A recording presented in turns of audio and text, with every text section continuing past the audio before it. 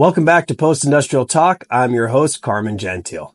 Well, I don't know what you were doing Sunday afternoon when the news broke, but my wife and I were with our daughter enjoying the great outdoors at a playground when we received word of a cataclysmic change in the political landscape of American politics, unlike any I have experienced in my half century on this planet. And yes, we're talking about, of course, Joe Biden deciding not to run for re-election and throwing his full support behind Vice President Kamala Harris. You know, we've had a few hours now to digest exactly what went down and how it went down. And I have to say, you know, I went from an ardent supporter of Biden remaining in the race to a vocal critic of him remaining in the race because of his failed efforts to clean up that disastrous debate performance and him coming down with COVID and being 81 years old and obviously rickety and a little bit doddering and all the rest. But I have to say, first and foremost, that I think Joe Biden has been perhaps the most consequential president of my 50 years on this planet, and that he deserves our gratitude for the incredible job he did during his time in office, having to deal with COVID, an insurrection, election denialism, rampant fascist rhetoric that's ramped up to violence around the country that we've seen January 6th, a political assassination attempt on his watch, 2 wars. I mean, the guy's been incredibly significant that in dealing with all of that, also passing an infrastructure bill, Chips and Science Act, Inflation Reduction Act.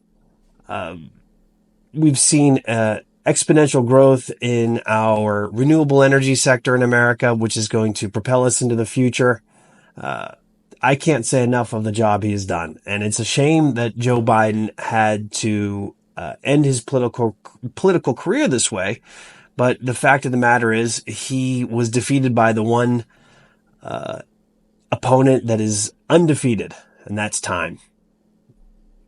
He just ran out of time. He's 81 years old, and while some folks are spry at 81, he is not. And the office of the president takes its toll on folks, and it's certainly taken its toll on Joe Biden, just like it does any president who takes the job seriously.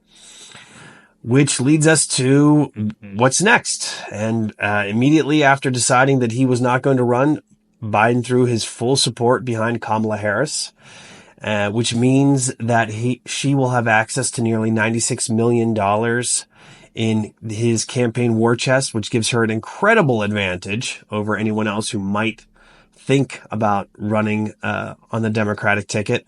So far, no one's come forward. Joe Manchin, who is an independent now, has floated the idea of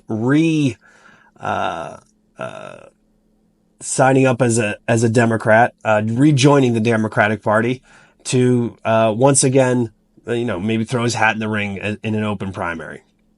No, Joe Manchin, you don't get to do that, all right?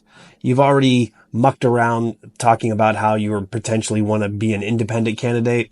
Don't even think about it, okay? The stakes are too high.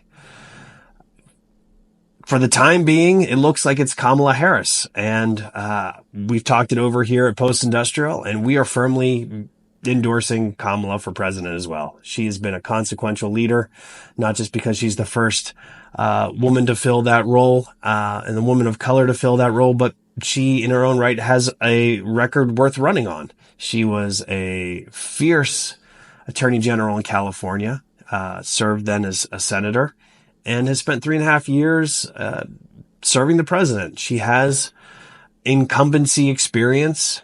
She's a first-rate orator. She will mop the floor with Trump in a debate. He has already come forward saying, "Oh, the next debate is unfair. It should be on Fox News instead of ABC," because he knows that Kamala Harris, who is an experienced prosecutor, will beat the ham salad out of him in a debate. No question about it. That kind of oratory prowess scares the shit out of Trump, as well it should. And having, facing off against a woman of color also scares him, considering his track record of racism and sexism and all the other horrible isms in which he engages. I think she would be the perfect opponent for taking down Trump. And not only because she's a worthy opponent, and I think she'd be a worthwhile president. Let us know what you think in the comments, or reach out to us at editorial@postindustrial.com. All right. Have a good one.